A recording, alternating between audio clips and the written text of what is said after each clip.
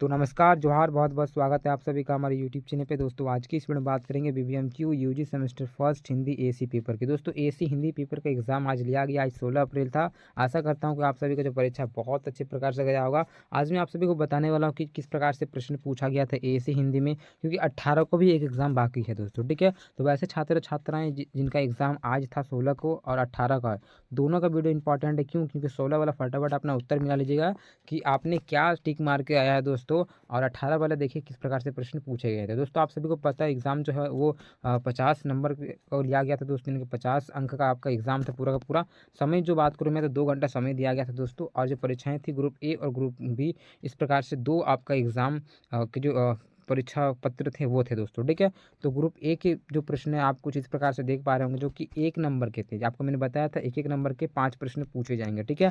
पहला जो क्वेश्चन आप सभी का पूछा गया था दोस्तों, यहाँ पे देख पा रहे होंगे कि ईश्वर पर आस्था नहीं रखने वाले को क्या कहते हैं? दोस्तों आपको मैंने कराया था ना, इसको क्या बोलते हैं? जो भगवान पे विश्वास नहीं रखते हैं उसे हम लोग नास्तिक बोलते हैं दोस्तों। क्या बोलते हैं? नास्तिक बोलते हैं, यानी कि करेक्ट आंसर ऑप्शन नंबर जो सेकंड आपको देखने को मिलता है ख, वो आपका सही सा उत्तर होगा दोस्तों, ठीक है? आशा करता हूँ कि आप सभी ने इसे टिक मारा होगा, ठीक है? चलिए एक ये हो गया, आगे देखते हैं। दूसरा जो आपका प्रश्न पूछा गया था कि सीमित खर्च करने वाले के लिए ठीक है, एक शब्द का चयन करें जो सीमित खर्च करता हो, तो उसको हम लोग बोलते हैं मितव्ययी, ठीक है? तो ऑप्शन नंबर जो फर्स्ट आपको देखने को मिलता है वो आपका सही सा उत्तर होगा। तो जितने भी बच्चे 2 का 1 मारे होंगे टिक, उनका सही सा उत्तर होगा दोस्तों, ठीक है? ऑप्शन नंबर 1 का नंबर। चलिए फटाफट देख लेते हैं आगे के प्रश्नों को, इसके बाद आगे की जो तैयारी है वो आप लोगों को करवाई जाएगी दोस्तों। तीसरा जो प्रश्न आप सभी का पूछा गया, यहाँ पे देख पा रहे होंगे, क्या पूछा गया है कि इनमें से कौन-सा शब्द शेष 2 से अलग है? यानी कि आपको बताना है, यहाँ पे 3 चीज़ दिया हुआ, तीनों में बताना कि 2 मैच करता हो, 1 मैच नहीं करता, यानी कि दोनों का मीनिंग जो एक होगा, एक का नहीं होगा।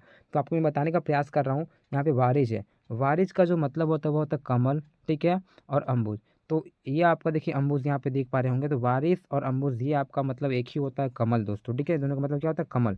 तो ये दोनों मिल रहा है, लेकिन ये बीच वाला नहीं मिल रहा, तो ये आपका right answer option number B हो जाएगा दोस्तों, ठीक है?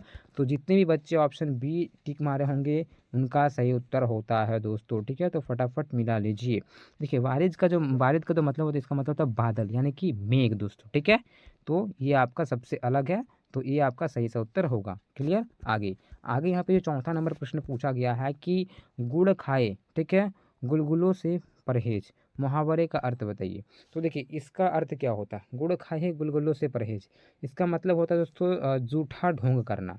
इसका मतलब होता है जूठा ढोंग करना, ऑप्शन बी सही से उत्तर होगा। जैसे फॉर एग्ज़ाम्पल जैसे मैं आपको बताना चाहता हूँ, बहुत सारे ऐसे बच्चे हैं जो बोलता है कि हम मीट नहीं खाते हैं, मुर्गा नहीं खाते हैं, लेकिन उसको जब आप चिकन चाउमीन दे दें, रोल दे दें, तो बोले हम खाते हैं, तब उसको खा लेगा। तो वैसे के लिए है, यानी कि गुड़ ना खाए, यानी कि ठीक है, बोलता है कि हम गुड़ नहीं खाते हैं, लेकिन गुलगुला देने से खा लेगा। जैसे बोलेंगे हम प्याज़ नहीं खाते हैं, लेकिन प्याज़ के बना हुआ कुछ सामान दे देंगे तो खा लेगा।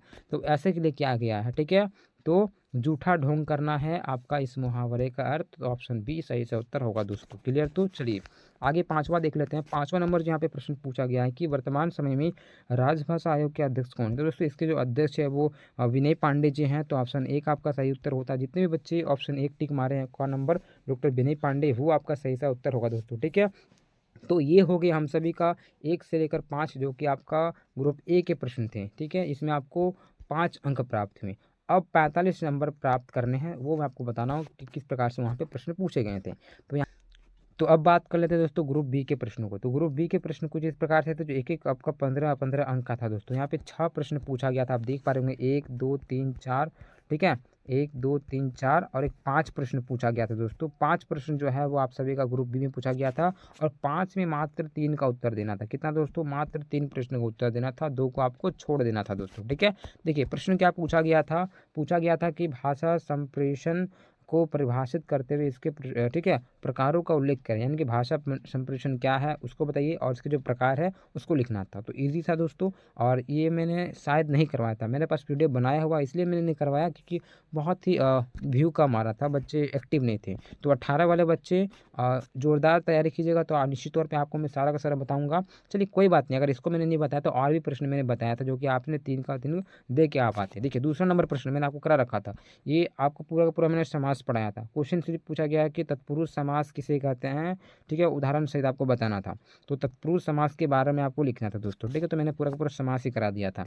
आगे यहाँ पे जो नेक्स्ट पूछा गया था आपका क्वेश्चन की संक्षेपण की परिभाषा देते हुए इसके गुणों को लिखिए। तो मैंने आपको संक्षेपण भी करवा दिया था दोस्तों, आपको मैंने करवाया था संक्षेपण, सुबह ही करवा दिया था।